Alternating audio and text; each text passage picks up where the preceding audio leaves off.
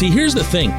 Later today, they got to get on a plane, and they got to carry all this crap with them. Good morning to you. Good Wednesday morning. I'm Dejan Kovacevic of DK Pittsburgh Sports. This is Daily Shot of Penguins. It comes your way bright and early every weekday if you're into football and or baseball.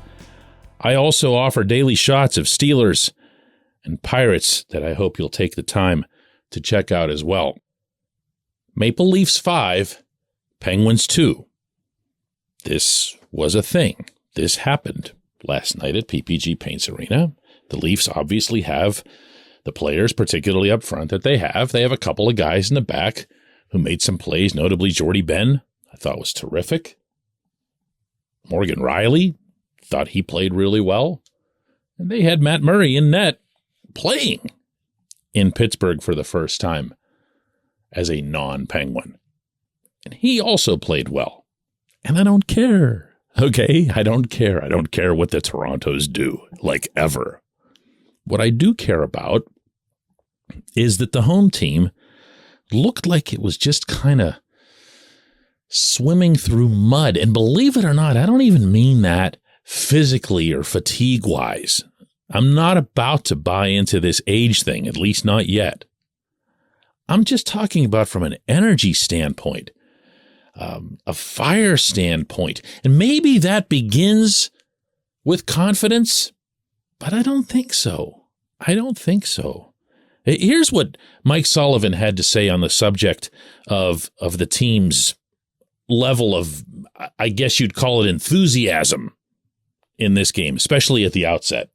We have moments in the game where we're playing really well and, we gain momentum. We generate scoring chances. We're playing on our toes. We're dictating the terms out there.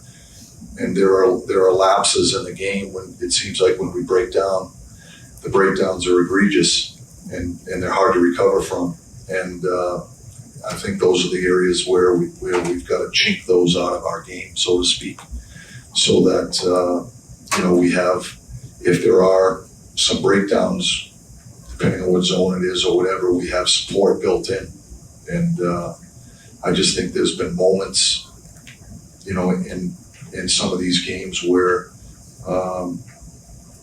where for whatever reason we get away from it. And it seems like in those moments it ends up in the back of our net. Yeah, that's all fair. Okay, he's not saying anything there with which I disagree. However, it doesn't alter the fact, and I mean cold fact, that this team isn't getting anywhere. This looks a lot like what we saw a week ago, looks a lot like what we saw 2 weeks ago, looks a lot like what we would have seen in the very early going when everybody got excited over the 4-0-1 start had the Penguins not been facing a run of really blah goaltending. Well, now they're the ones doing the blahs, including, I should add, the goaltending. There's not much there. And while that doesn't make for the most cogent, useful hockey analysis you'll hear today, I feel like it actually counts. I really do. Because this team needs to develop and then from there embrace an identity that's both functional and one that can inspire them on a regular basis. And that's, it's what you think it is. This portion of Daily Shot of Penguins is brought to you by the good people at the Greater Pittsburgh Community Food Bank, where they're committed to providing food for all of our neighbors in need across Western Pennsylvania. They, in turn, need your help. Find out how $1 can be turned into 5 full meals for those in need. Visit pittsburghfoodbank.org. That plane that they're getting on later today will take them to St. Paul, Minnesota. And after they play the Wild tomorrow night, up there it'll take them to Winnipeg, Manitoba, where they'll play a pretty good Jets team. They're off to an inspired start under a new coach, Rick Bowness, with some new direction and stuff like that. It's going to be a challenge. The Wild aren't playing great. The Wild aren't scoring goals. but they're defending well enough. The Wild know who they are. And I'm not saying that as if they're great. They're not. They're at 500. The Jets have long known who they are, regardless of whether it's Paul Maurice at coach or now Bonus. They're a fast, aggressive, hard-hitting, kind of old-school team. That's just the way they play. The Penguins, of course, have had an identity under Sullivan. I don't think anybody could suggest otherwise, not even his greatest critics. But that identity, that system that's worked certainly enough to get them 2 rings and a good bit more, it only operates at its optimal whenever they're defending first and foremost. Now, if you think about last week when they went to Washington and then to Toronto and then to Montreal, in the first 2 of those 3 games, the third one, it was kind of haphazard all over the place. Tristan Jarry's playing through an injury or whatever. So I just want to set aside the game at the Bell Center for the moment. The first 2 of those, in Washington and in Toronto, the Penguins committed to defend. They committed to making sure that the Capitals and Leafs weren't getting the ice that they wanted all over the rink. As a result, forecheck was effective, zone entries, zone exits were effective, getting through the blue lines was effective, and of course, protecting your goaltender was about as effective as you'd hope it could be. And they stole a point in Montreal, and they did it by scoring, a decent number of goals. A 5-4 loss in overtime is still a point, and it's something that you get because you've got some offensive guys who can finish. Gino's flying, Jason Zucker is flying, and they got their point. But they also got thrown out of whack. They also got away from that identity that they need to form. I'm sorry. I know nobody wants to hear this, especially if you're a long-time Pittsburgh hockey fan. No one ever wants to hear anyone advocate that the Penguins defend before they do anything else.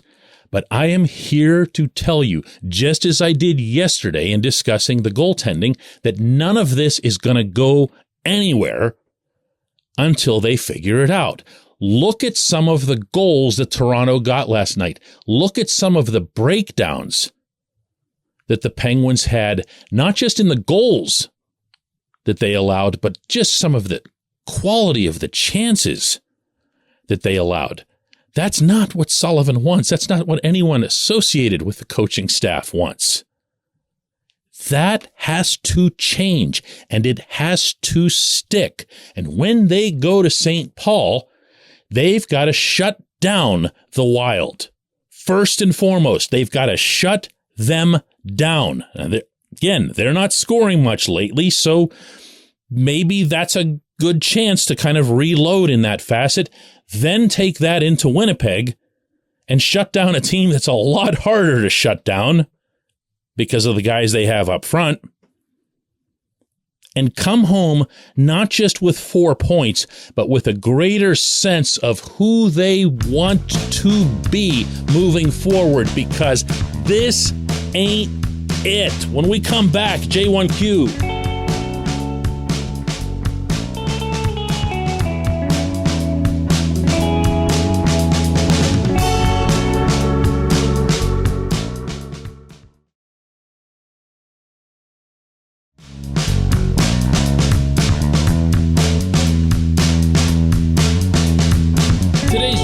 Comes from Alan, who asks, when you have a second-class defense, any goaltender looks bad.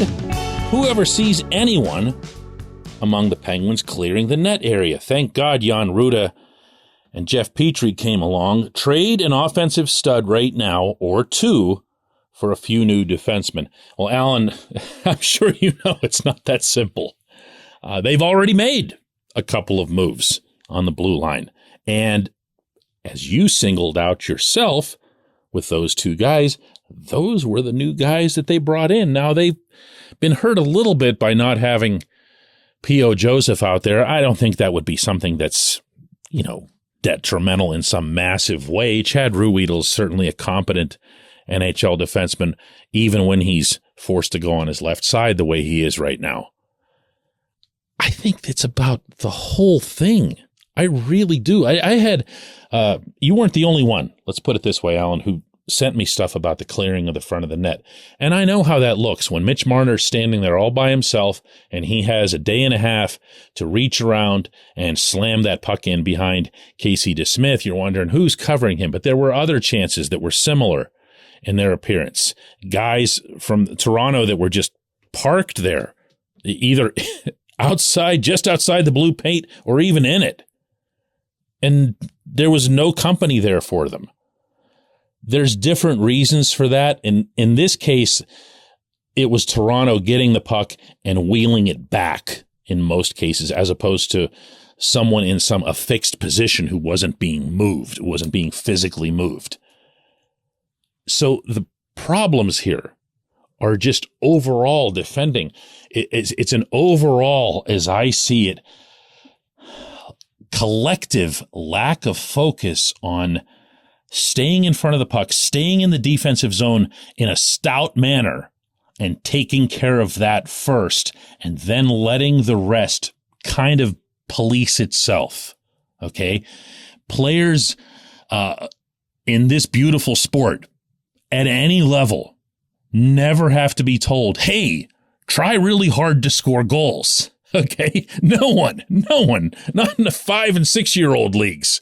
Everyone wants to do that. And the NHL players are no different. But where the work comes on and off the ice is on making sure that everyone's together and supporting each other toward the same simple, narrow goal of being a team that suppresses shots, that suppresses scoring chances. If the Penguins were to do that, again, and they've done it before, they've done it with this core, they've done it under this head coach, and they've done it as recently as last season. Okay? So this isn't some crazy, outlandish notion or some massive, all-encompassing transformation that you're demanding in bringing this up. This is just the best version of who they are at this stage of their existence. And I'm going to say this again. That has to change. I believe this on this trip. I have seen it happen before. And by the way, I saw it happen on this trip. Any of you remember this? You have to go back a couple of years. The Penguins weren't doing all that hot. They were, struggling. They were sloppy. They seemed to lack an identity. And they made this exact trip in this order, St. Paul and then Winnipeg, and went up there and just suffocated those teams. Now, they did it while missing a bunch of star players. They brought up some minor leaguers out of necessity, and they all listened very happily to every syllable out of Sullivan's mouth, and they all bought in immediately, and the Wild and the Jets were like, wow, we're not in a mood for this. What's this all about? And the Penguins came away with victories of 4-1 and 7-1. Pretty convincing stuff. That is what needs to happen on this trip. I appreciate the question. I appreciate everyone listening to Daily Shot of Penguins. Again, I'm headed up there on this trip. I'll be doing daily shots throughout. Looking forward to it. And looking forward to getting together again with you tomorrow.